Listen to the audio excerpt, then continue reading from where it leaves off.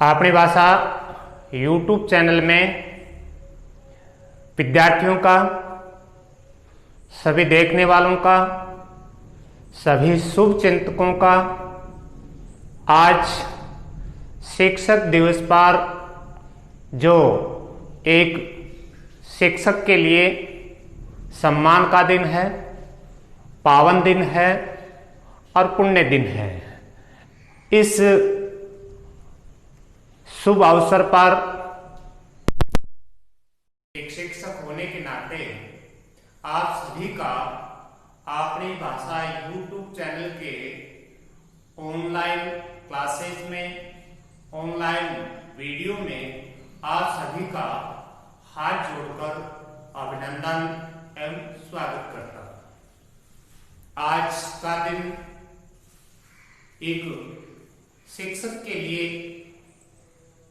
उत्सव का दिन है और साथ साथ उनके शिष्य या हमारे जो विद्यार्थी हैं जो शिक्षा ग्रहण करते हैं उनके लिए एक ऐसा अवसर है जो साल में एक दिन अपने गुरु, अपने शिक्षक, अपने अध्यापकों को सम्मान देने के लिए एक अच्छा अवसर है। आज का जो वीडियो है उसमें मैं सिर्फ आज के इस अवसर पर एक अध्यापक की, एक शिक्षक की और एक गुरु की क्या महिमा है और उसके जीवन की क्या उद्देश्य और लक्ष्य होने चाहिए, इसी पर चर्चा करूंगा। देखिए, समय के साथ शब्दों में परिवर्तन होता है और शब्दों में परिवर्तन होता है तो शब्द की शक्ति के साथ साथ उनके अर्थ में भी परिवर्तन निश्चित रूप से होता है। हमारे व्याकरण में एक विषय है, टॉपिक है शब्द शक्ति। शब्द की शक्ति का कोई आकलन नहीं किया जा सकता, असीम होती है, अपार होती है। कि मैं क्यों कह रहा हूं? देखिए, प्राचीन भारत में, पुरातन भारत में शिक्षक को गुरु कहा जाता था। गुरु शब्द में इतनी शक्ति है जो आप नाम लेंगे तो आपकी अंतर आत्मा को जगा देता है और आपको कुछ अच्छा करने के लिए या ऐसा कोई कर्तव्य कार्य करने के लिए प्रेरित कर देता है, सचेत कर देता है, जिसका जनमानस पर सकारात्मक प्रभाव पड़े। तो पुरातन भारत में आपने इतिहास, प्राचीन इतिहास, हमारे प्राचीन ग्रंथों में पढ़ा होगा कि गुरु का क्या महत्व है। जैसे एक संस्कृत का श्लोक है, गुरु ब्रह्मा गुरु विष्णु गुरु देवो महेश्वर। गुरु साक्षात परम ब्रह्म तस्मै श्री गुरुवे नमः। यानी गुरु को वो सारी उपमाएं दी गई हैं जो इस संसार को रचता है, जो इस संसार को चलाता है और जो इस संसार को आगे का मार्गदर्शन करता है। ये इसमें लिखा है, गुरु ब्रह्मा। गुरु को ब्रह्मा के सदृश माना गया है, गुरु को विष्णु के समान माना गया है, गुरु देवो महेश्वर है, और गुरु को भगवान शिव के रूप में भी माना गया है।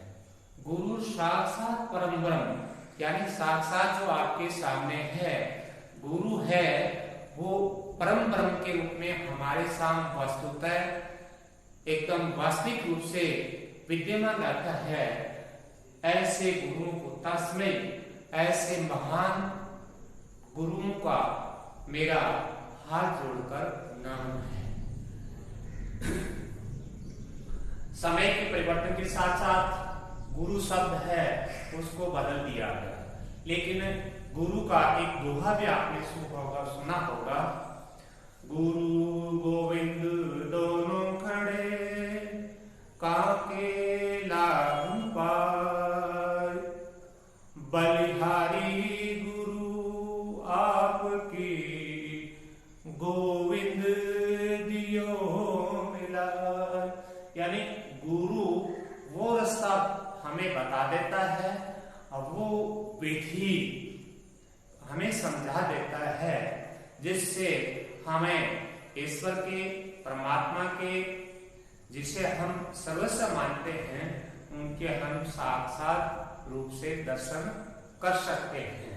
इसलिए गुरु का स्थान बहुत उच्च माना गया है। इसके बाद देखिए, प्राचीन भारत जो था सतयुग में, आपने देखा हो जो जितने बड़े बड़े हमारे देवता हैं, उन्होंने भी अपना नाम गुरुओं के आशीर्वाद से प्राप्त किया। भगवान श्री राम की जब मैं चर्चा करता हूं तो वो भी पढ़ने के लिए गुरु वशिष्ठ के आश्रम में गए थे, और गुरु विश्वामित्र यानी उनके तो बहुत सारे ऐसे ऋषि थे जिनसे उन्हें अच्छी शिक्षा प्राप्त की। अब उस वक्त और आज के वक्त में अंतर क्या हो गया? उस वक्त विद्यार्थी होता था, शिष्य होता था, वो आश्रम में चला जाता था जब तक उसके जीवन में पूर्ण परिवर्तन नहीं हो जाता था। अर्थात वो शिक्षा भी सीखता था, वो हथियार चलाना भी सीखता था, वो ग्रंथों का अध्ययन भी करता था, और एक परिवार में उसकी क्या भूमिका है, ये सब कुछ सीखने के बाद उसकी एक दीक्षा के रूप में परीक्षा होती, और दीक्षा में वो सफल हो जाता उस परीक्षा में, तब जाकर उन्हें वापस घर जाने दिया जाता था। ये एक हमारे प्राचीन भारत की पद्धति थी, ये प्राचीन भारत की संस्कृति थी। इसीलिए सतयुग में या पुरातन भारत में जब हम पढ़ते हैं बड़े बड़े महानुभावों के बारे में, बड़े बड़े ऋषि संत जो देवगुण हैं, उन सब के इतिहास में आप पढ़िए, उनके व्यक्तित्व में परिवर्तन, उनके जीवन को सुधारने वाले गुरु ही थे। इसलिए ठीक वैसे ही भगवान कृष्ण हैं, वो भी शिक्षा ग्रहण करने के लिए, अपने जीवन को उत्कृष्ट बनाने के लिए गुरु संदीपन के पास गए थे। तो ऐसा कोई शायद संसार का व्यक्ति नहीं हुआ होगा जिसने गुरु से शिक्षा प्राप्त नहीं की हो और अपने जीवन को सुधारने का माध्यम न बनाया हो। अब इसके बाद देखिए, गुरु से मैंने पहले बताया गुरुजी प्रणाम, ये शब्द, दोनों शब्दों की शक्ति इतनी है जो एक छात्र को, एक विद्यार्थी को, एक शिष्य को इन शब्दों के साथ ही आत्म संतुष्टि प्राप्त होती है। लेकिन गुरु के बाद पुरातन भारत में जो गुरु था, उसके शब्द का रूप बदला, और आज जो नाम है वो आज का दिन जिसे हम शिक्षक दिवस के रूप में मनाएंगे। शिक्षक में 3 अक्षर आते हैं, तीनों अक्षरों का अपना एक महत्व है, और उन्हीं महत्वों के साथ ही मैं थोड़ी सी इनकी व्याख्या भी आपको बताऊं। सबसे पहला था सी का अर्थ होता है सिखाने वाला। अब सिखाने वाले में क्या होता है ये आपको देखते हैं। सिखाता कौन है? शिक्षक का पहला अक्षर है सिखाने वाला।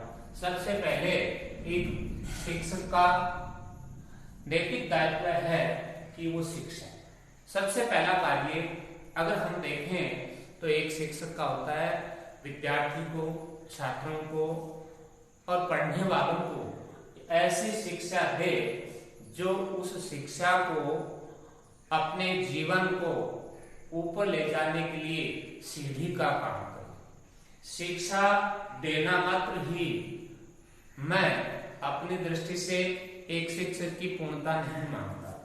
शिक्षा देना एक माध्यम है। जो हमारे पास पुस्तकें हैं, उन पुस्तकों को जब हम पढ़ाते हैं और उन पुस्तकों में हर भाषा की जो पुस्तकें, उनमें तो निश्चित रूप से हर पाठ में कोई न कोई संस्कार, कोई न कोई नैतिक शिक्षा, कोई न कोई कर्तव्य या उत्तरदायित्व का बोध निश्चित रूप से होता है।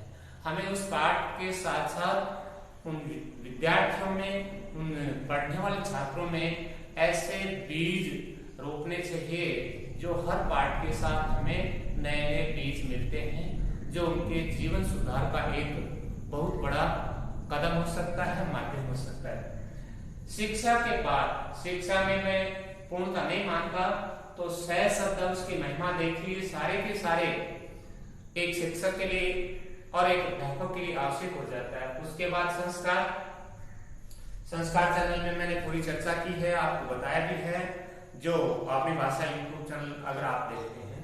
संस्कार का मतलब होता है एक बच्चे का, एक विद्यार्थी का जीवन सुधार, उसे किस प्रकार सुबह से लेकर शाम तक जिन व्यक्तियों के जिनके साथ उसका संपर्क होता है, वो कैसे सुबह उठते अपने माँ बाप को चरण स्पर्श करना, बड़ों के प्रति आदर का भाव रखना।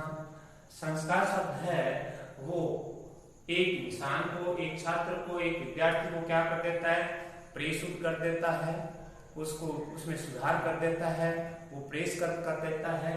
ये संस्कार भी हमें एक शिक्षक होने के नाते उनमें ऐसा निर्माण करना है कि उसका संस्कार से संबंधित कोई गुण छूटे नहीं। इसके बाद अगला स्वास्थ्य। शिक्षक पढ़ाई के साथ साथ, शिक्षा के साथ साथ संस्कार के बाद उन्हें स्वास्थ्य से संबंधित भी जानकारी दे। अगर जीवन को सुधारना है तो स्वास्थ्य सबसे पहले अच्छा होना अति आवश्यक है। अब हमें उस स्वास्थ्य के लिए बच्चों को क्या बताना है, जैसे खान पान की कुछ ऐसी चीजें जो एक विद्यार्थी के लिए आवश्यक नहीं है, एक इंसान के लिए आवश्यक नहीं है, वो उनसे दूर रहे। जैसे नशे की बातें हैं, जैसे कुछ ऐसी चीजें जो शरीर पर नकारात्मक असर डालती हैं, उन चीजों से उन्हें खाने से बचना चाहिए। स्वास्थ्य के लिए सुबह जल्दी उठना और डेली के जो नित्य क्रम है, जिसमें योगा है, प्राणायाम है, एक्सरसाइज है, खान पान का ध्यान रखना है, इन सब चीजों को ध्यान में रखते हुए हमें एक शिक्षक को और स्वास्थ्य के प्रति भी जागरूक करना चाहिए। इसके बाद सद व्यवहार, अच्छा व्यवहार, किसके साथ कैसा व्यवहार करना है। इसके लिए हमने भारतीय संस्कृति में साफ पढ़ा था, अपने से जो छोटे हैं उनके साथ हमेशा हमारा व्यवहार है वो कैसा होना चाहिए, दया का, करुणा का होना चाहिए। दूसरा, यदि आपके समकक्ष है, आपके हम उम्र हैं, आपके साथी हैं, उनके साथ हमेशा मैत्री का व्यवहार होना चाहिए। और यदि आपसे बड़े हैं तो उनके साथ विनम्रता का और विनय का भाव हमें दिखाना चाहिए। इसके बाद अगला है सद्गुण। विद्यार्थी में गुणों का विकास, गुणों का निर्माण करने वाला एक शिक्षक ही होता है कि उन्हें ऐसे गुण सिखाए जाएं जो एक शिक्षक की भूमिका समाज में दिखाई दे। अच्छे गुण का मतलब सत्य बोलना, चोरी नहीं करना, यानी बहुत सारे गुण हैं जो आप सभी जानते हैं, शिक्षक से अपरिचित गुण नहीं है। तो सद्गुण का विकास बच्चों में हम करें। मेरे कहने का मतलब ये सारी चीजें मैंने क्यों लिखी है, एक शिक्षक ही एक छात्र में, एक बालक में, एक विद्यार्थी में ये सारी की सारी प्रवृत्तियां जगा सकता है। शिक्षक को क्या कहा जाता है, teachers are pillars of the nation, यानी राष्ट्र के स्तंभ के रूप में एक अध्यापक शिक्षक को माना जाता है। संस्कृति, भारतीय संस्कृति में हमने बहुत लंबी चौड़ी व्याख्या की है कि हमारी प्राचीन संस्कृति है उसे हमें जीवित रखना है। उस संस्कृति के हमारे जो लक्षण हैं, अंग हैं, उनके बारे में भी हमें विद्यार्थियों को, हमारे शिष्यों को, हमारे छात्रों को और छात्राओं को उनके बारे में अनवरत सतत बताते रहना चाहिए, उन्हें जगाते रहना चाहिए। सद्भावना, कभी भी किसी दूसरे के प्रति मन में भावना पूरी नहीं हो। जैसी भावना हमारी होगी वैसी भावना निश्चित रूप से सामने वाले की होगी। सद्भावना का अर्थ है हम किसी के प्रति अपने मन में बुरे भाव नहीं रखेंगे। मेरा ये व्यक्तिगत अनुभव है और आप सभी ने देखा होगा, जैसा हम सोचते हैं, हमारी आत्मा जैसा सोचती है, ठीक वैसा ही सामने वाली आत्मा सोचती है। इसलिए हमें विद्यार्थियों को इस प्रकार के उनमें गुण विकसित करने, ऐसी भावना विकसित करनी है जो कभी भी किसी दूसरे के प्रति बुरी भावना न रहे। सद्विचार ठीक वैसा ही विचारों के प्रति है।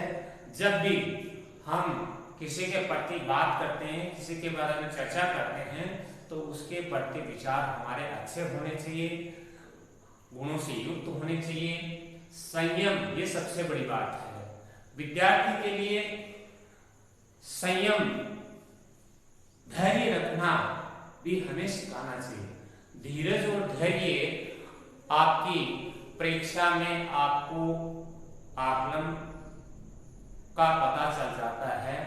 धीरज के साथ, धैर्य के साथ, जिस प्रकार भगवान राम का आप धैर्य देखिए, किस प्रकार उन्होंने धैर्य के साथ रावण को बिना एक सशस्त्र सेना के और उसे पराजित करते हैं। ये संयम और धैर्य, सहयोग, हमें विद्यार्थियों में हमेशा इन गुणों के लिए सहयोग, जब भी मौका मिले विद्यार्थियों को इस तरीके की भाव, इस प्रकार के हमें बताने चाहिए कि बुजुर्ग है तो आपको कैसे सहायता करनी है, बच्चा है तो कैसे सहायता करनी है, और यदि कोई पशु पक्षी जो आपातकाल स्थिति में कभी कभी वो पीड़ित होते हैं, तो वहां भी हमारा दायित्व है कि हम उनका सहयोग करें।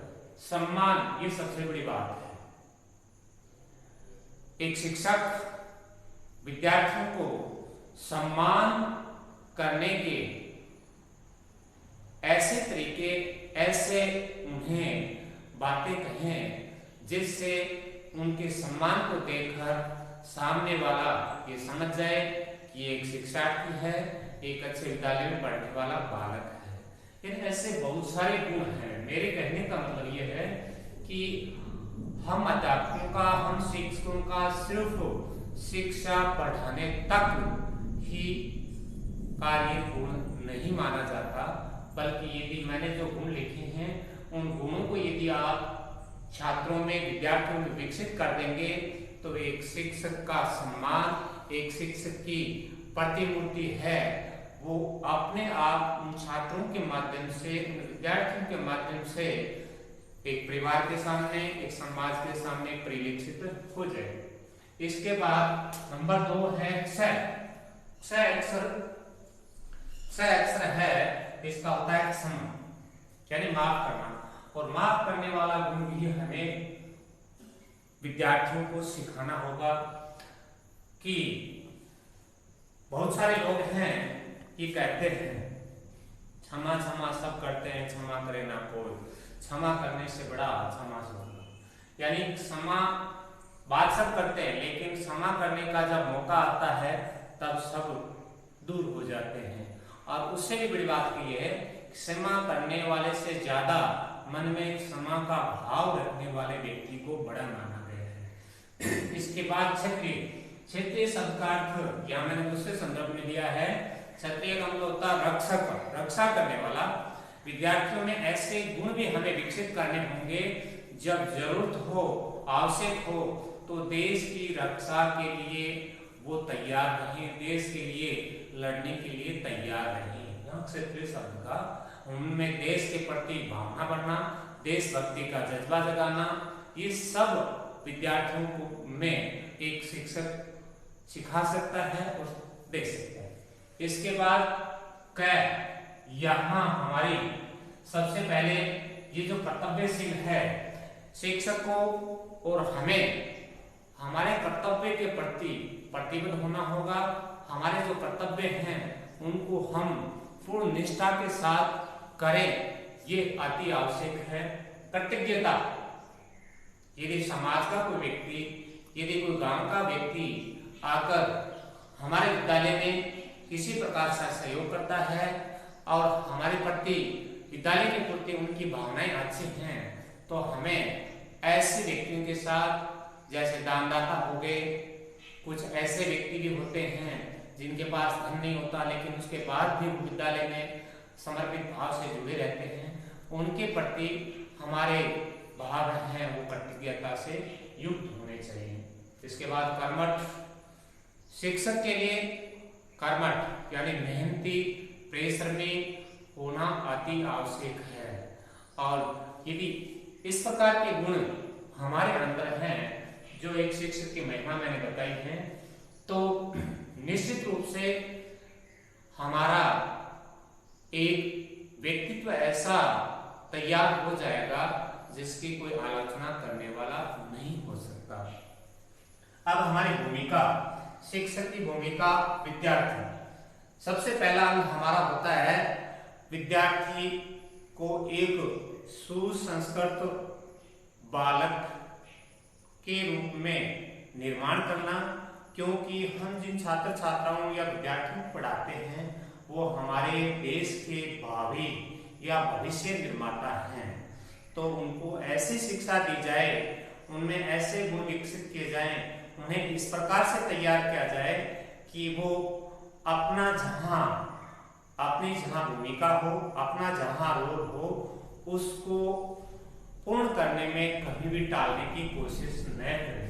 विद्यार्थियों को पढ़ाई के साथ साथ ऊपर जो बातें मैंने पढ़ी हैं, गुणों के बारे में सारी लंबी चर्चा की है, तो ये सारे के सारे ये हमें विद्यार्थियों में विकसित करने होंगे, तब जाकर हमारे समाज में निष्ठा और हमारा सम्मान अपने आप बढ़ेगा।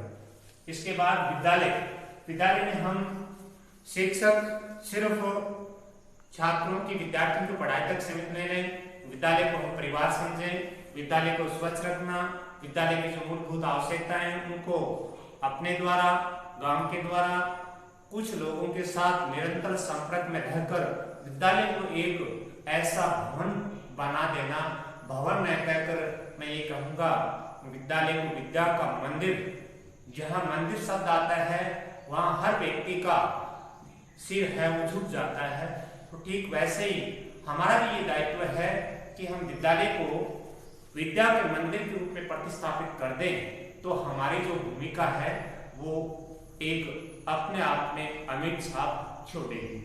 विद्यालय के बाद समाज। आज हम देखते हैं समाज में हमारा स्थान, हमारे नाम की चर्चा थोड़ी सी अलग टाइप की होने लग गई है। समाज में भी शिक्षक का सम्मान हो, शिक्षक के प्रति समाज का जो देखने का दृष्टिकोण है वो भी सकारात्मक हो, इसके लिए भी हमें समाज के लोगों के साथ तान मान धन से जुड़ना होगा। उनकी भावनाओं के अनुरूप हमें उनके साथ कार्यों के लिए, कर्तव्यों के लिए अपना जो दायित्व है, उत्तरदायित्व उन्हें निभाना पड़ेगा। इसके बाद देश में एक देश के निर्माता, एक राष्ट्र के निर्माता हम शिक्षकों को ही माना गया है, इसलिए हमें देश के प्रति हमारे जो शिष्य हैं, हमारे जो विद्यार्थी हैं, उनको ऐसा तैयार करना है कि वो विद्या हृदय पूर्ण होने के बाद जब भी देश के विकास में उनकी आवश्यकता हो तो वो हमेशा तत्पर रहें। इसके साथ साथ हमारा भी दायित्व है कि जब भी जैसे कोरोना काल आया या आपात की स्थिति आई तो शिक्षकों ने अपने दायित्व को बहुत अच्छी तरह से निभाया, तो देश के प्रति भी हमें समर्पण भाव से कार्य करना चाहिए। इसके बाद ये शिक्षक के दो नाम और है, अध्यापक, जिसका सीधा साथ होता है अध्यापन करने वाला। शब्द की शक्ति का मैं जैसे बता रहा था, जैसा शब्द होगा उसकी शक्ति वैसे ही होगा। तो इस शब्द में लगभग इतना ही सिमट जाता है। मास्टर शब्द जो है, कभी कभार शिक्षकों को, गुरुओं को मास्टर भी कहा जाता है, लेकिन ये उचित शब्द नहीं है। मास्टर शब्द अंग्रेजी का है जिसका अर्थ होता है मालिक, और मालिक हर व्यक्ति होता है। जहां मास्टर शब्द आ जाता है वहां हमारी गरिमा और कम हो जाती है। अब जनमानस की सोच, हम देखते हैं कि जब भी किसी नौकरी या व्यवसाय की बात चलती है तो ये कहा जाता है कि शिक्षक की नौकरी अच्छी नहीं है क्योंकि इसमें ऊपरी आय नहीं है। जबकि मेरा अपना मानना है कि एक शिक्षक की जितनी ऊपरी आय है उससे ज्यादा किसी की नहीं हो सकती। लेकिन मैं यहाँ आय को दूसरे रूप में ले रहा हूँ कि सबसे पहले हम अपने बच्चों को अच्छी शिक्षा दिलाते हैं, अच्छा तैयार करते हैं। इसी प्रकार हम जीवन भर इतने शिष्यों को तैयार कर देते हैं जो बड़े उच्च पदों पर जाते हैं, अच्छे अधिकारी बनते हैं, अच्छे अलग अलग क्षेत्रों में जाकर अपना प्रभाव छोड़ते हैं। जब वो अच्छे कार्य में लग जाते हैं तो उनकी दुआएं, उनकी सद्भावनाएं हमारे पास आती हैं। इससे बड़ी और अच्छी आय हमारे लिए क्या हो सकती है। व्यक्ति पैसे से दवा खरीद सकता है लेकिन दुआएं प्राप्त नहीं कर सकता। और हम शिक्षक हैं, हम पढ़ा करके बच्चों को सुसंस्कृत करके उन्हें अच्छे गुण सिखा करके और उनसे उनकी सद्भावना, उनकी हमारे प्रति जो प्रतिज्ञता है, ये एक हमारे लिए बहुत बड़ी आय है। तो मेरे कहने का मतलब ये है शिक्षक दिवस में एक शिक्षक की क्या भूमिका होनी चाहिए, इस पर मैंने चर्चा की। मुझे पूर्ण विश्वास है मेरे साथी शिक्षक जो इस व्यवसाय से जुड़े हुए हैं इन बिंदुओं पर निश्चित रूप से गौर करेंगे।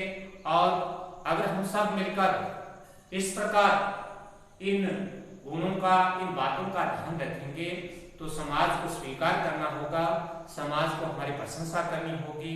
और मेरा कहने का तात्पर्य यही है कि शिक्षक को देश के लिए, समाज के लिए, परिवार के लिए और विद्यालय के लिए हमेशा समर्पण और दृढ़ निश्चय होना चाहिए ताकि हम सभी का भला कर सकें।